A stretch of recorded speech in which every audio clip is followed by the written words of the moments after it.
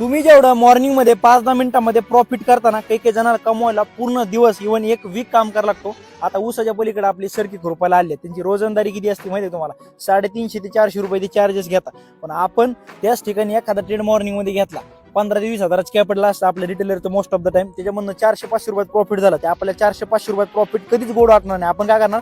Over trading start करणार, कारण की आपल्याला एका दिवसात 12,000ची 24,000 करायचे, 24चे 48 करायचे, 48 1 लाख, 1 लाखाचे 2 लाख. त्यानंतर काय होतं, जे 12-15 हजार ते सुद्धा आपण मार्केटला देऊन टाकतो. पण त्याच ठिकाणी तुम्ही एका ट्रेडमध्ये जर समाधान मानलं तर कधी पण ते आपलं बेस्ट असेल. जर तुम्ही आजचं बघितलं इथं चेक करा, एक पण ट्रेड घेतलेला नाही. बघा स्टॉक सिलेक्शन प्रमाणे जे सेक्टर बुलिश होतं आजचं कोणतं, PSU बँक सेक्टर सगळ्यात बुलिश होतं. त्यातनं मी इंडिया बँक स्टॉक्स काढला होता, स्टेट बँक ऑफ इंडिया.